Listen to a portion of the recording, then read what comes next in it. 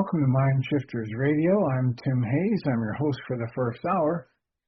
And today is Tuesday, December 16th, 2025.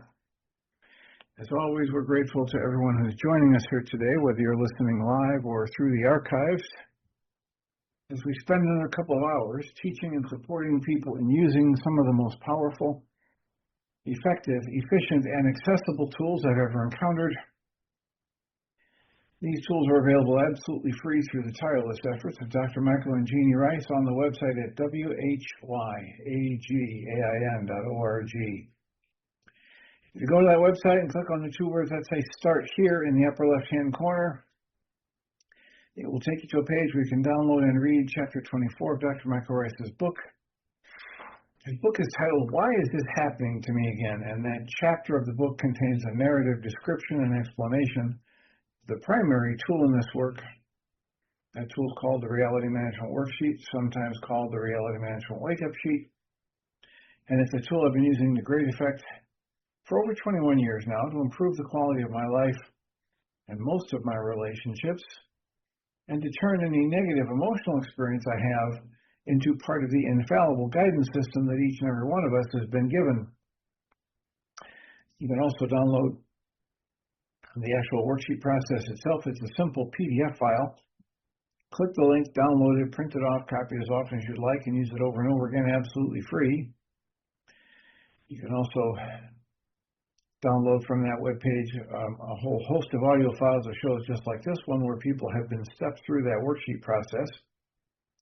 And if you choose to listen to them even repeatedly, they can serve as a powerful tutorial for you to help you get maximum benefit from these tools in the shortest amount of time possible. We hope people do all of that soon and often, primarily because it tends to improve the quality of people's lives the more they actively apply these tools in their lives. And secondarily, because it tends to prompt comments, questions, answers, and testimonials. If you have any of those to share with us, we'd appreciate you doing so. You can email me at tjh@mindshifters-academy.org. Or you can email Jeanie at jeanie@yagain.org. That's whyagain.org. And if we get a question or a comment from you, we'll address it on the internet show, and then as time allows, I'll send you a notification about what day and time that occurred, so that you can listen back to the archives for your feedback or input. The other option is you can join us live most weekdays from 11 to noon Central Time. You can go to zoom.us, and once you're there, just enter the meeting ID number 853-2357-4173. That's 853-2357-4173. If you join through the phone, you'll be automatically muted, and you can use *6 to toggle in and out of mute. And we encourage people to speak up because it makes it far easier for us to live into our intention with this work when we know how these things are landing for you. So let us know, how is it landing for you? As we've been reading through the book titled Commentaries on Living Series 2. It's a book of transcripts of conversations that Krishnamurti had with different people that had come to him for counsel, one former counsel of another or another. And it is not it's not light stuff. It was my introduction to Krishnamurti's teachings back in the early 80s.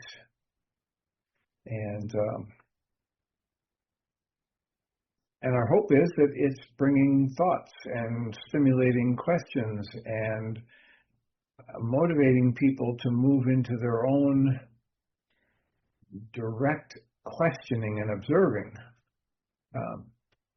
at every level that I've ever read or heard Krishnamurti in his talks. At every level, he's always talking about questions, not answers. He's talking about observing what happens as we put thought between us and our direct experience. And he's asking us to observe the actual mechanisms that lead to things like hatred or jealousy or depression or boredom. And as we observe these things perfectly, clearly, all the way to the end, then they lose their ability to control our behavior. They lose their ability to sneak up on us or convince us that what's false might be true one day. And he frequently talks about learning to see the false as the false, to see the truth that comes from recognizing the false as the false, and to honor this state of observation or process of observation, so that we move closer and closer to what Michael Ryce would call the spiritual faculty of true perception. It's this awareness that isn't colored by or created through the thought process of perception. It's just this in-the-moment connection, living connection with the flow of life. And that doesn't have thought in it. And it doesn't have thought distancing you from it. It has you there in the minute, in the moment, eyes wide open, mind empty, taking in the wholeness of the moment rather than distorting it or distancing yourself from it. Hey, Dr. Tim. Good morning. Good I'm my morning. house coat, just so you know, because I was on a phone call with a friend. Didn't get a chance to get dressed. Oh my gosh, yesterday's discourse was amazing. Just so much is coming into clarity about the direct experience and when thought gets in the way. And also, I just give this language because this is all new. The thought forms that created patterning in my experience. So, for example, just to illustrate, so I realized, okay, so I'm just going to give an example. So as a child, there would have been beatings would have happened, and then absence of connection occurred. And then with that came longing from the inside, deep longing, and then believing that I had to seek to find that connection. And I now, just yesterday it came, that pattern, seeing that energetic pattern playing out over and over and over. So, and then the thought forms that would have been created, like, when it's just a vicious cycle. The thought forms that my mind goes to would be thought forms of blame. Is that what you're referring to? Yeah, blame, I did something wrong, or the thought forms of just even that I'm alone. That's a thought form, right? That I'm alone and I'm all by myself. I got to do this on my own. I can't rely on anyone. I'm not good enough. I don't deserve love. I'm not loved. The fact, because the evidence for the little girl was, separation occurred, beating, then the absence of connection.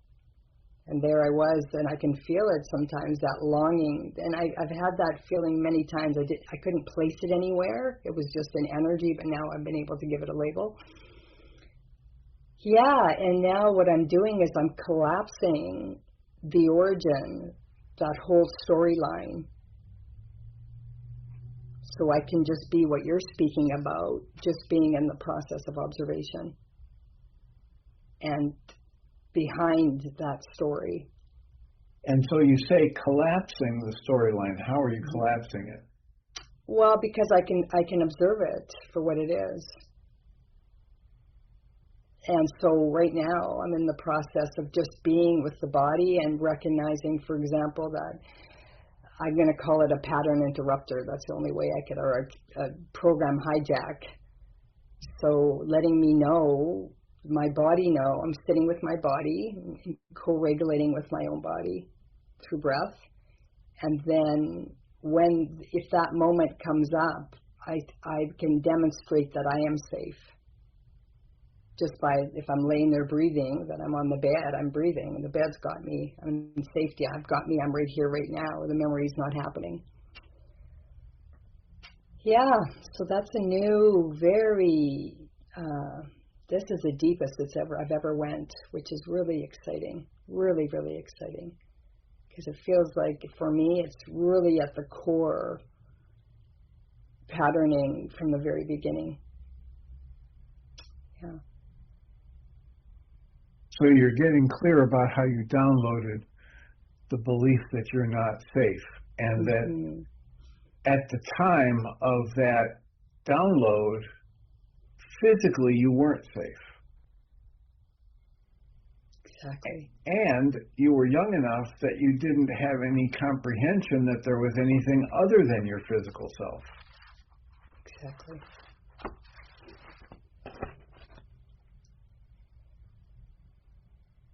So in the correction, when you have the experience of being safe, and if part of you can stay grounded in that, and what coherence therapy would say, if you vacillate back and forth between embodying this physical memory of the trauma and the lack of safety and the downloads, and then physically embodying yourself as the adult, doing the visualization exercise, and let yourself switch back and forth in a felt state kind of a shift, then the work is done for you inside your own mind without thought. It's just the recognition that these two opposites can't both be true.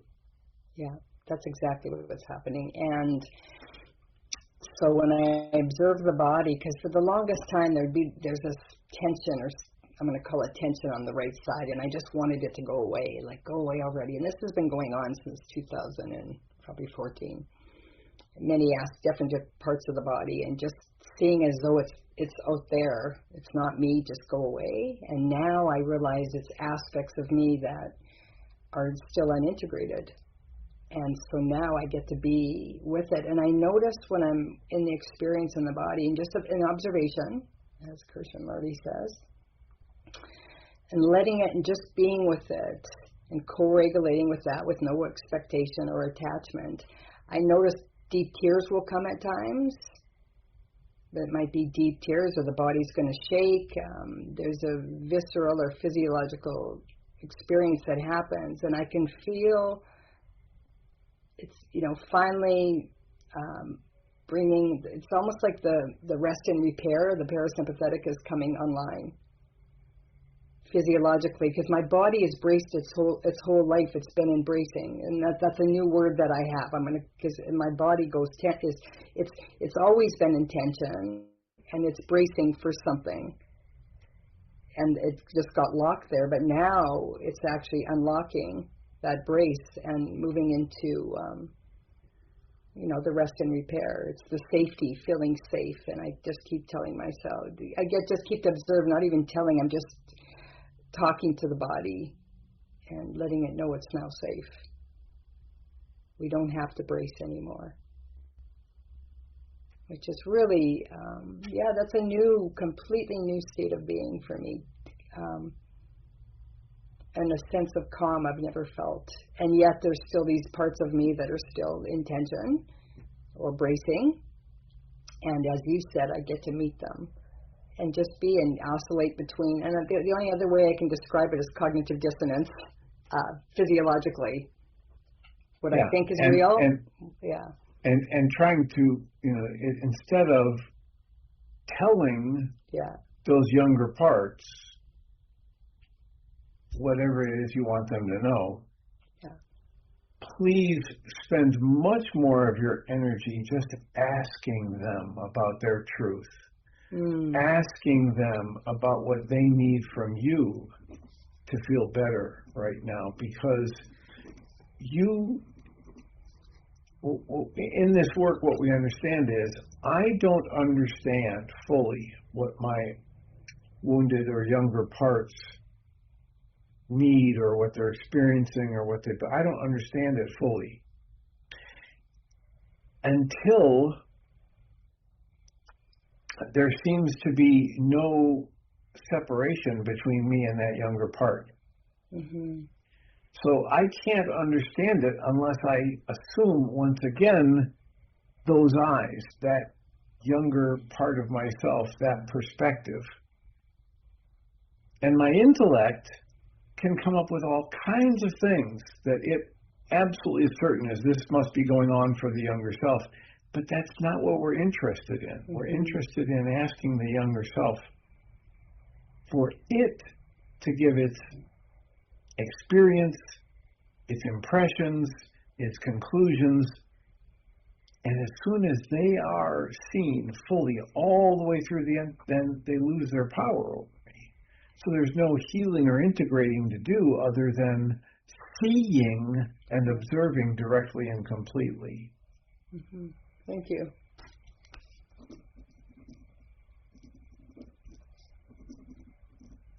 We've been so thoroughly conditioned that the intellect is, has the truth and can get us the truth.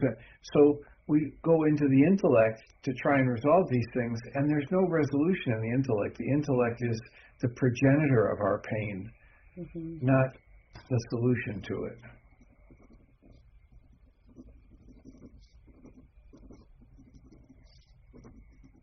So sitting with it and asking is far more important than deciding to tell it what you know.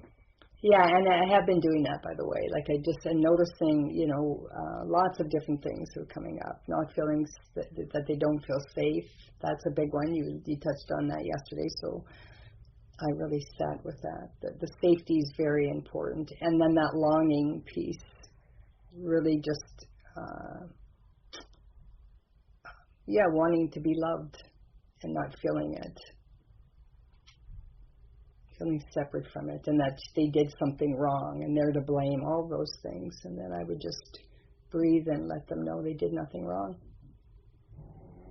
And as you say, longing for this feeling of being loved and not feeling it, Course in Miracles and Way of Mastery would both give you the same instruction then.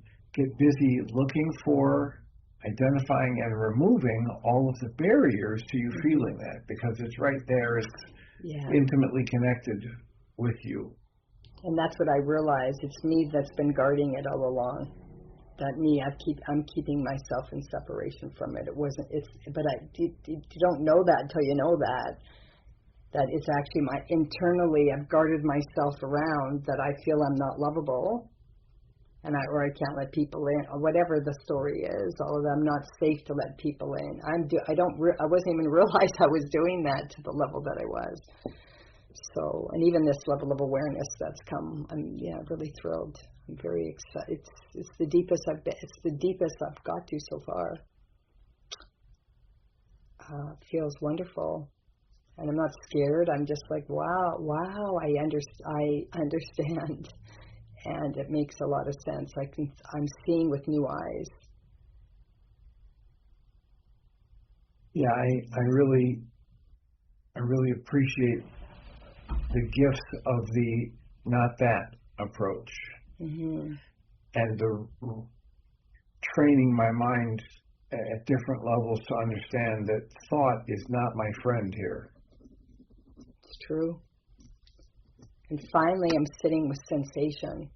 I've resisted that. I couldn't even see that it was, that was my portal. That was the portal to get me home. But I was in complete separation of it. And now just layer by layer, just being. So what was your portal to get you home? The sensations. The sensations on my body. I didn't know that. I was pushing away. Oh my God, I feel pain and I don't want to go there. It doesn't belong to me. Just go away. And now I'm just sitting with it And yeah, it's open, lots of unlocking to know myself. Yeah, this is, for me, is where the deep integration is happening. And Cammie, when we went on the radio show with Michael yesterday to continue the conversation that we were started yesterday with you, and then Cammie had a question, and because I said I really want to be known, really wanted to be known, and Cammie says, well, can anybody really know you? So truly, can we truly be known? But I get to truly know myself. That's well, that's the whole goal of any deep spiritual. Yeah. It's not saving the world. It's not knowing somebody else. It's getting deeper and deeper connected awareness of your own true nature. Yeah. Know thyself, right? Yeah, it's just a blessing. So yeah, I just wanted to share all that and let you know that those discourses that you bring forward are landing. Like I said, I believe you're my oracle, because everything you bring up makes me laugh. It's exactly what I seem to be working on. So you're a great image in my illusion. So thank you. You're welcome and deserving.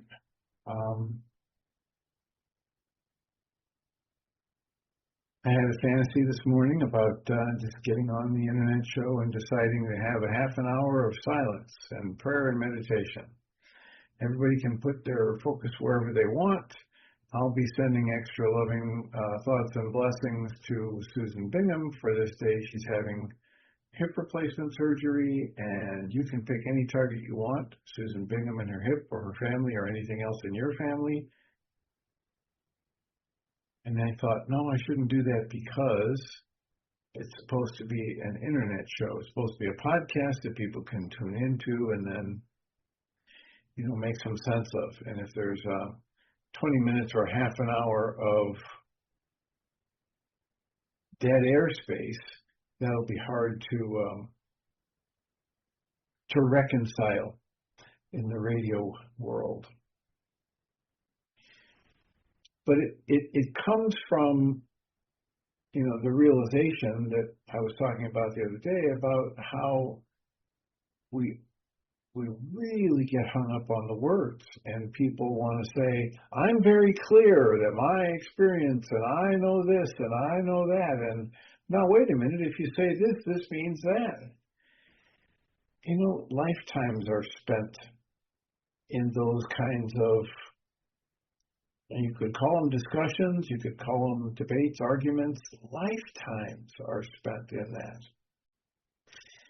And that's okay. My offering from this particular perspective would be that's absolutely fine if that's how you choose to spend your time, intelligence, money, and energy. And if you enjoy doing it.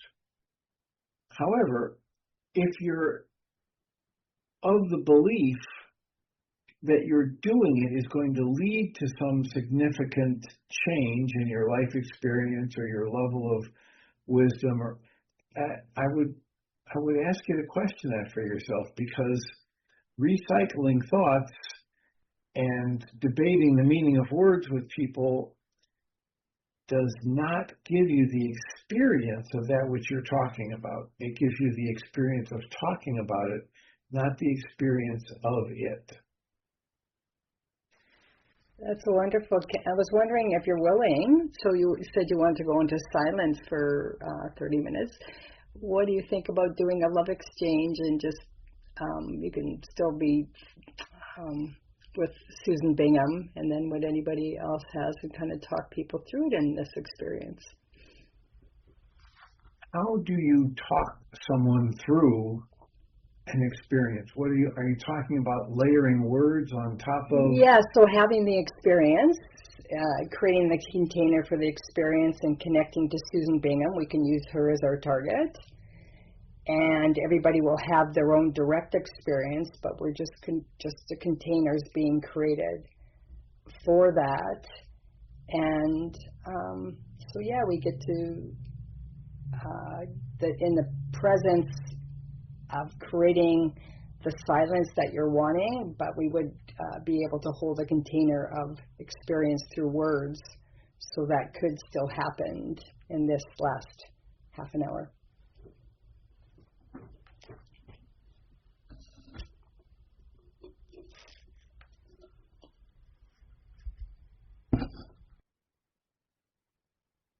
Yeah, I think about all the various experiences I've had with the love exchange over the years. From, I think the first time I heard about it, I was with Michael live in a presentation. And then, of course, every time you go to Heartland, you're doing love exchanges. You're encouraged to do love exchanges multiple times a day with everybody you bump into, Mm-hmm. and with yourself in the mirror.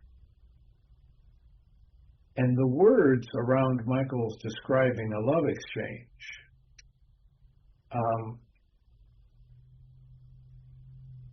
are something like this, that you sit, you're going to have somebody who's sending and somebody who's receiving, and you sit, if you're the receiver, and you carefully observe the sender, and the sender is going to get quiet and close his or her eyes and try to get in touch with a felt sense of the most loving, peaceful, joyful thoughts, memories they've got, and then strengthen it within themselves in their heart space, and then open their eyes and visualize sending that energy out through their eyes, almost like squirting water out of a water pistol. And as the sender is doing that, the receiver is just paying attention to notice what he or she can notice. And notice if there's any felt sense of an energy, if you can move your hand between yourself and the other person's eyes. Do you feel something on your hand, or do you feel something on your face? And you shift the focus of your attention to the softer aspects of our ability to perceive, and just notice what you notice. Within your felt sense, and within what you might be sending and receiving.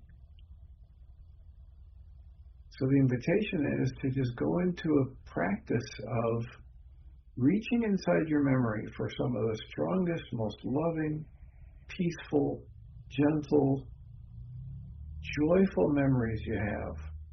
And choose one and pour your mind energy into that until you actually feel a shift in your heart space to that loving, joyful, strong, happy energy. And then just visualize sending that out to your target of choice, your person or situation of choice. And with each breath, just visualize that the breath is leaving through your heart space, wrapping itself around all that loving energy, joyful, strong, happy energy, and radiating out to those around you, especially those that you're holding in your attention, in the awareness of your attention. And just breathe into that, strengthening that loving, joyful, happy, strong, contented energy within you, and then visualize that it is being breathed out and sent out from you towards the object or person of your choice. And breathe and soften, and take plenty of awareness of what is happening in your energy system, physically, energetically, qualitatively, etc. And just play with this idea of allowing yourself to become aware at different levels of the sensations, of the energies, of the thoughts, and just allow them all. Just allow it all to be whatever it's going to be.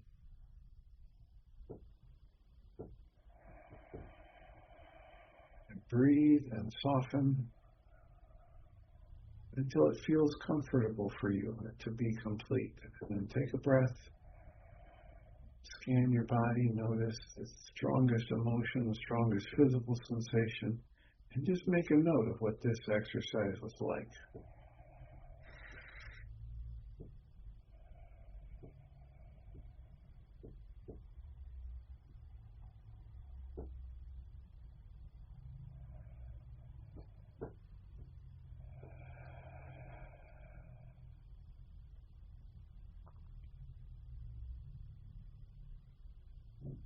If you reach a point where it feels complete and you make notes, I would encourage you to write them rather than just speak them, because the tendency for these impressions to hide away again in that part of our consciousness that we have decided is too much for us to deal with is a pretty strong tendency.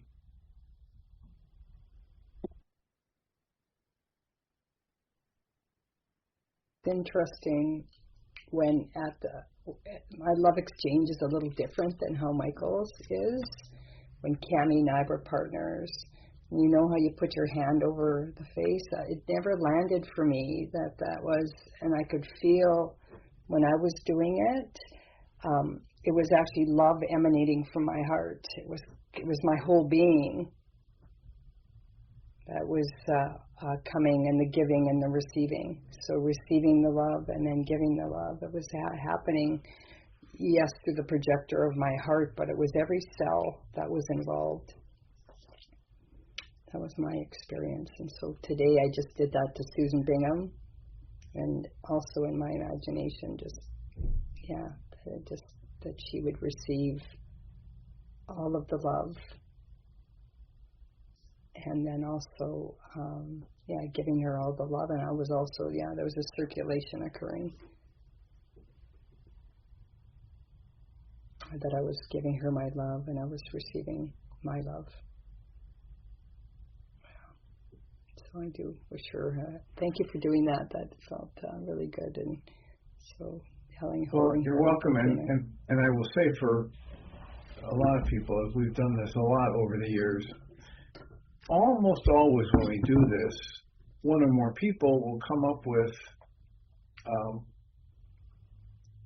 a set of beliefs or interpretations about what just happened that is negative for them. Oh, I didn't feel anything like that. I must be wrong or broken. So just please, as much as you can, just allow it to be whatever it is.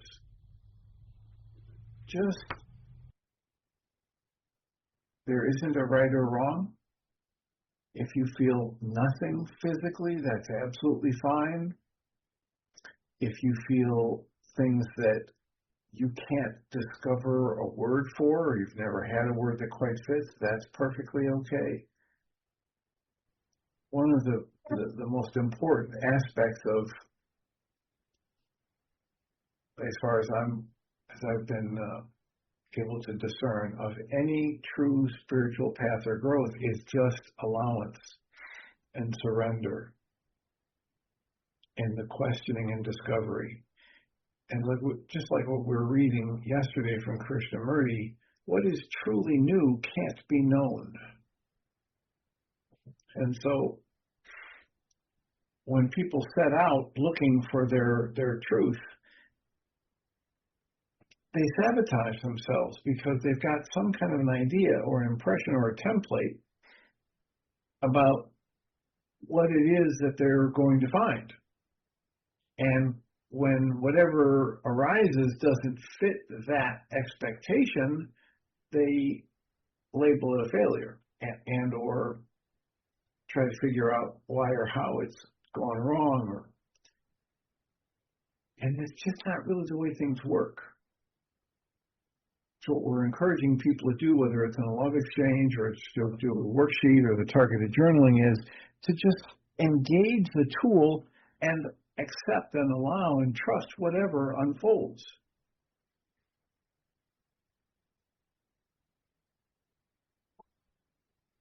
It's pretty much the opposite of what everything about our Western world would teach us. The same kind of truth that we get when we listen to, or statements and observations or questions that we get when we listen to Michael Singer. And he keeps talking about everything that you see in front of you, everything that unfolds in your life and the lives of your friends and families, and all of this, whatever's happening with computers and farming and politics, everything you see is the unfolding of life that began with whatever it was, the Big Bang, or whatever they're going to discover was here before the Big Bang. And so the big question for each and every human being is, can you just be okay with whatever is unfolding? Because as Krishnamurti points out, if you aren't okay with whatever's unfolding, that means you want to kill or attack whatever's unfolding.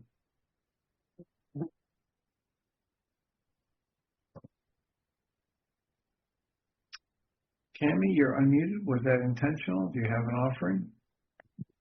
No, that was not intentional. Okay. So I will return to reading the section titled Discipline from Krishnamurti. We had driven through heavy traffic, and presently we turned off the main road onto a sheltered lane. Leaving the car, we followed a path that wove through palm trees and along a field of green and ripening rice. How lovely was that long, curving rice field, bordered by the tall palms. It was a cool evening, and a breeze was stirring among the trees with their heavy foliage. Unexpectedly, round the bend was a lake. It was long, narrow, and deep, and on both sides the palms stood so close together as to be almost impenetrable.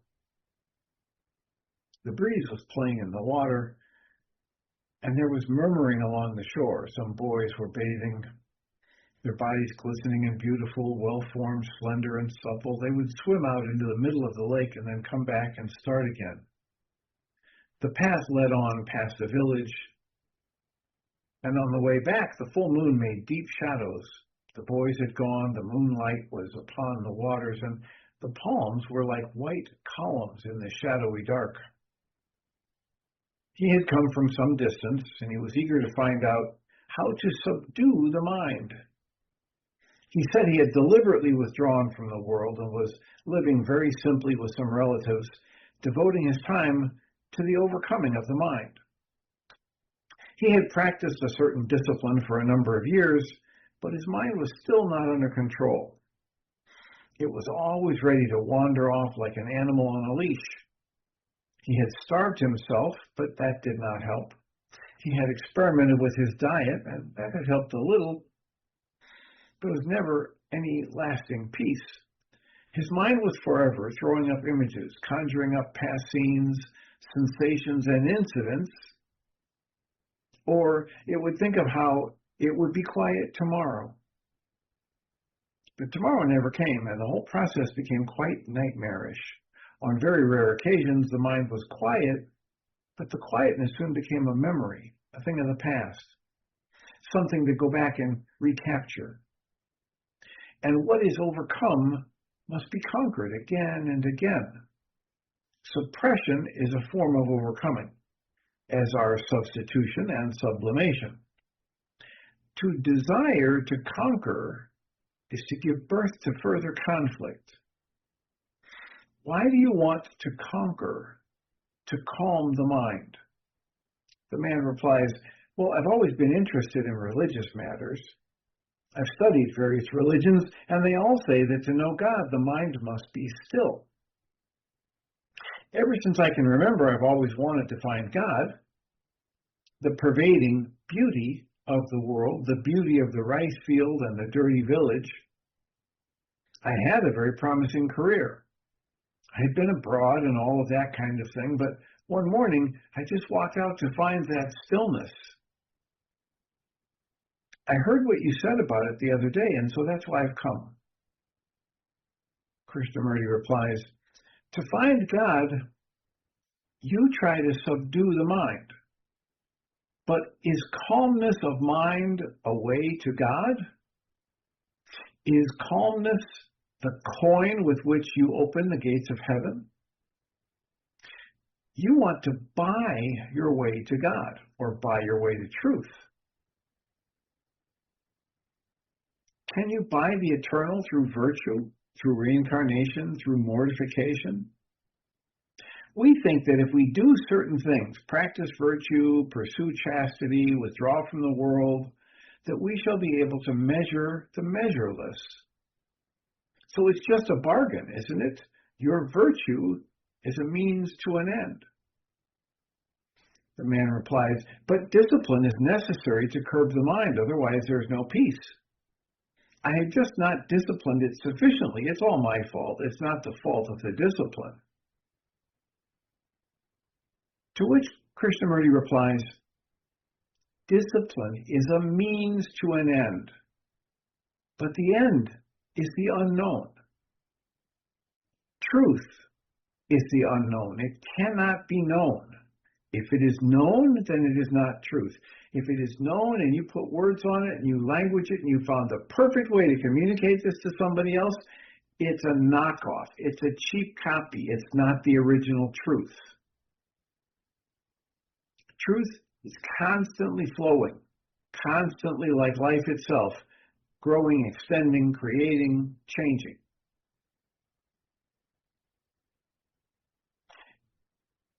His writing goes on. If you can measure the immeasurable, then it is not. Our measurement is of the word, and the word is not the real. Discipline is the means, but the means and the end are not two dissimilar things, are they? Surely the end and the means are one. The means is the end, and the only end. There is no goal apart from the means. Violence, as a means to peace, is only the perpetuation of violence. The means is all that matters and not the end. The end is determined by the means, and the end is not separate, away from the means. The man said, I will listen and try to understand what you are saying, and when I don't, I'll ask. Krishnamurti replies, you use discipline and control as a means to gain tranquility, do you not? Discipline implies conformity to a pattern. You control in order to be this or that. Is not discipline in its very nature violence? It may give you pleasure to discipline yourself, but is not that very pleasure a form of resistance which only breeds further conflict? Is not the practice of discipline the cultivation of defense? And what is defended is always attacked. Now, this very same core observation runs through the Course in Miracles. In my defenselessness, my perfect safety lies. Michael Ryce talks about this beautifully in a lot of different ways. If I choose to defend against something, it means first, I have reached the conclusion that I can be hurt, that what is of essence and valuable to me can be taken away, or I can be prevented from achieving what I need. So I've left the awareness of myself as being whole and complete as I am. I have left the awareness of the truth that there's nothing that's of true value that can be added unto me or taken away from me. So the minute I move into a defensive posture, I'm inviting the attack. I'm creating the belief of weakness, of ability to lose something important, etc. So he goes on. Suppression, substitution, and sublimation only increase effort, and they bring about further conflict. You may succeed in suppressing a disease, and yet it will continue to appear in different forms until it is eradicated. Discipline is the suppression, the overcoming of what is. Discipline is a form of violence. So through a, quote, wrong, close quotes, means, we hope to gain the, quote, right, close quotes, answer, or end. Through resistance, how can there be the free and the true? Freedom is at the beginning, not at the end. The goal is the first step. The means is the end. The first step must be free, not the last. Discipline implies compulsion, subtle or brutal, outward or self-imposed. And where there is compulsion, there is fear. Fear, compulsion, is used as a means to an end. The end being love. Can there be love through fear? Love is when there is no fear at any level. But without some kind of compulsion, some kind of conformity, how can the mind function at all? The very activity of the mind is a barrier to its own understanding. Now, this is right where Krishnamurti and David Bohm meet. Here's the intersection of the physics genius and the spiritual teacher right here.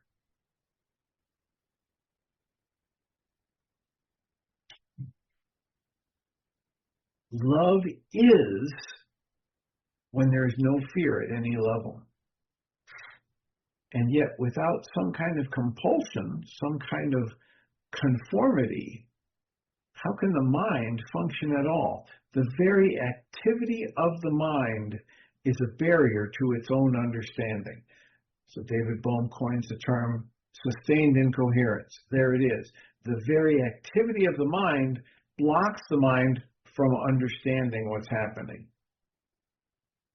Krishnamurti goes on, have you ever noticed that there is understanding only when the mind, as thought, is not functioning? Understanding comes with the ending of the thought process. In the interval between two thoughts.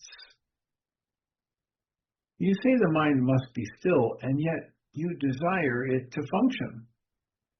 If we can be simple in watchfulness, we shall understand. But our approach is so complex that it prevents understanding. Surely, we are not concerned with discipline, control, suppression, resistance, but we're concerned with the process and the ending of thought itself.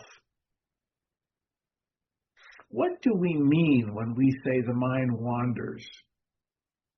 Simply that thought is everlastingly enticed from one attraction to another, from one association to another, and is in constant agitation.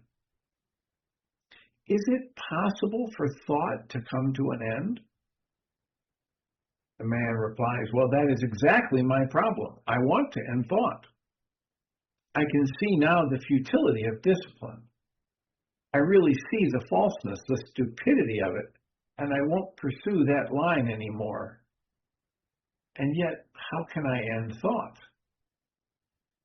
Krishnamurti replies, again, please, listen without prejudice, without imposing conclusions, either your own or those of another. Listen to understand and not merely to refute or to accept. You ask how you can put an end to thought. Now, are you the thinker? An entity separate from your thoughts? Are you entirely dissimilar from your thoughts? Are you not your own thoughts? Thought may place the thinker at a very high level and give a name to him, separate him from itself, and yet the thinker is still within the process of thought, is he not? There is only thought, and thought creates the thinker. Thought gives form to the thinker as a permanent, separate entity. Thought sees itself to be impermanent, in constant flux. So it breeds the thinker as a permanent entity, apart and dissimilar from itself. So thought sees itself as impermanent, and it creates this belief of the thinker as separate and permanent, as an entity apart from itself. The thinker then operates on thought. The thinker says, I must put an end to thought. And yet there is only the process of thinking. There is no thinker apart from thought. The experiencing of this truth is vital. It is not a mere repetition of phrases. There are only thoughts, not a thinker who thinks thoughts. The man then asks, but how did thought arise originally? Krishnamurti responds, through perception, contact, sensation, desire, and identification. I want, I don't want, and so on. That is fairly simple, is it not? Our problem is, how can thought end? Any form of compulsion, conscious or unconscious, is utterly futile, for it implies a controller, one who disciplines. And such an entity as we see is non-existent. Discipline is a process of condemnation, comparison, or justification, and when it is clearly seen that there is no separate entity as the thinker, the one who disciplines, then there are only thoughts, the process of thinking. Thinking is the responsive memory of past, of experience. This again must be perceived, not on the verbal level, but there must be an experiencing of it. Then only is there passive watchfulness in which the thinker is not, an awareness in which thought is entirely absent. The mind, the totality of experience, the self-consciousness, which is ever in the past, is quiet only when it is not projecting itself. And this projection is the desire to become. The mind is empty only when thought is not. Thought cannot come to an end save through passive watchfulness of every thought.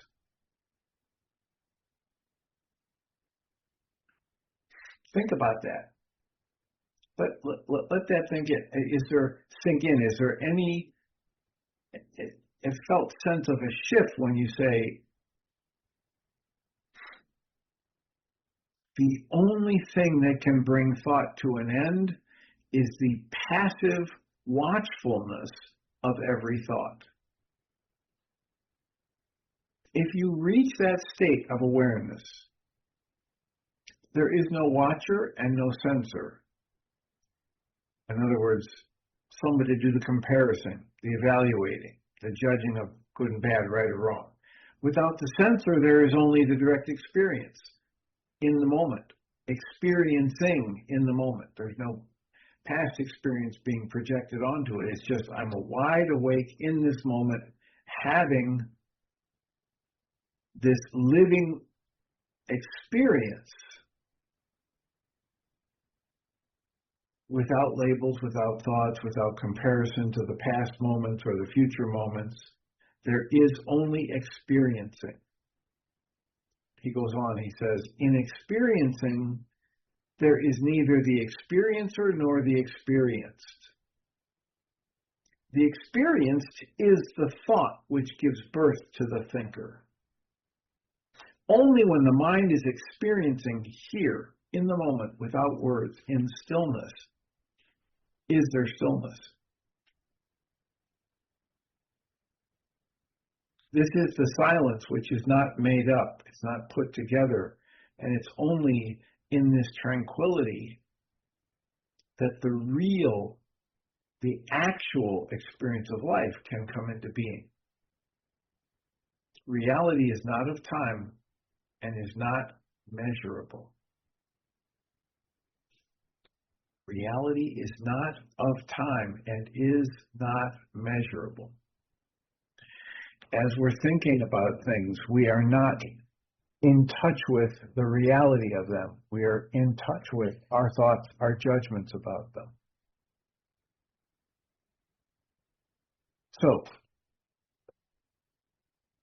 we're inviting ourselves and each other into just understanding that your thoughts about you are not who you are.